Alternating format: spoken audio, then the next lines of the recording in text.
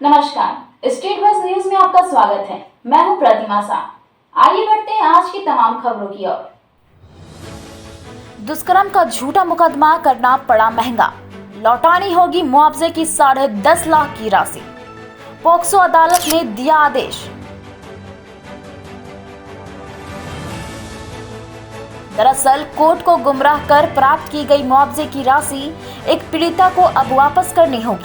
मामला 3 वर्ष पहले का है, जब डगरुआ थाना क्षेत्र दंसार में माइनर के साथ बलात्कार का मामला थाने में दर्ज किया गया था। उस वक्त मेडिकल रिपोर्ट, 164 के बयान और साक्ष्यों के आधार पर मुआवजे के तौर पर जिला विधिक सेवा प्राधिकार पूर्णिया ने जनवरी 2019 में 10.5 लाख की राशि पीड़िता को दी गई। लेकिन पीड़िता ने मुकदमे के ट्रायल के दौरान पोक्सो अदालत में पूर्व की धारा 164 के तहत दिए गए बयान से पलट गई और दुष्कर्म होने की बात से इनकार कर दिया। इस दौरान साक्ष्य और गवाहों ने भी दुष्कर्म की घटना को नहीं कबूला।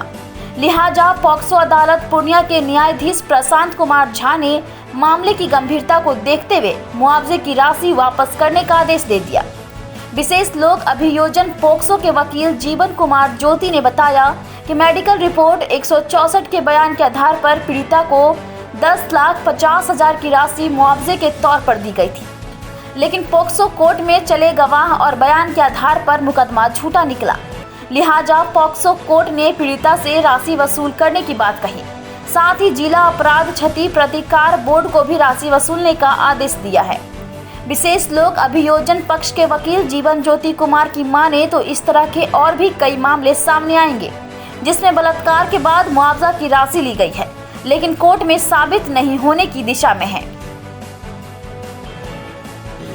ये एक स्पेशल 69/18 केस है जो डगड़वा PS केस नंबर 74/18 से उद्भूत है। इस केस में यह केस जो है 2018 में दर्ज हुआ था। पीड़िता के साथ घटना हुआ था। एक अभियुक्त कमाल है, उन्होंने उसके साथ बलात्कार किया था, ऐसा केस दर्ज हुआ।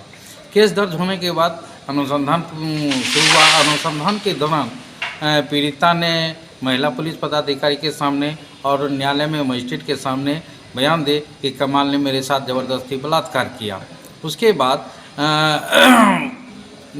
अनुसंधान पूरा हुआ और केस को सत्य पाते हुए अनुसंधानकर्ता के द्वारा जो है आरोप समर्पित किया गया। इस दरमियान में जो है DLSA के द्वारा उसको मुआवजा के तौर पर पीड़िता और उसके जो परिजन हैं 10.5 लाख रुपया उनको 2019 में मिला। और जब यहाँ आरोप पत्र समर्पित किया गया, आरोप पत्र समर्पित करने के बाद न्यायालय में विचारण के दौरान गवाही शुरू हुई। तो उसमें जो पीड़िता की मां है वो कोर्ट में आकर के बयान देती है कि मेरी बच्ची के साथ कोई बलात्कार की घटना नहीं हुई है। पीड़िता ने भी कोर्ट में आकर के यही बयान दिया कि मेरे साथ कोई घटना नहीं हुआ है। और इस आधार पर जो है मोहम्मद कमाल जो इस केस के आरोपी हैं, अभियुक्त बनाए गए हैं, उनको न्यायालय ने दोष मुक्त कर दिया। अब सवाल उठता है कि जब पीड़िता और उसके परिजन को मुआवजा के तौर पर 10.5 लाख रुपया भुगतान कर दिया गया इस आधार पर कि इस बच्चे के साथ घटना हुई है और न्यायालय में वह मुकर गई, तो ऐसी परिस्थिति में वो मुआवजा की राशि उसको वापस करना होगा। हम लोगों ने पूरा जोर शोर से इसका सवाल उठाया है कि क्यों नहीं उसको मिलना चाहिए। न्यायालय ने भी संज्ञान लिया। न्यायालय भी DLSA से रिपोर्ट मांग की कि हाँ उसको क्या मुआवजा की राशि मिली, तो वहाँ से रिपोर्ट आया कि उसको मुआवजा की राशि 2019 में ही 10,50,000 रुपया का भुगतान किया गया। तो DLSA को निर्देश दिया गया कि उसकी वसूली के लिए जो है आप प्रक्रिया अपनाएं।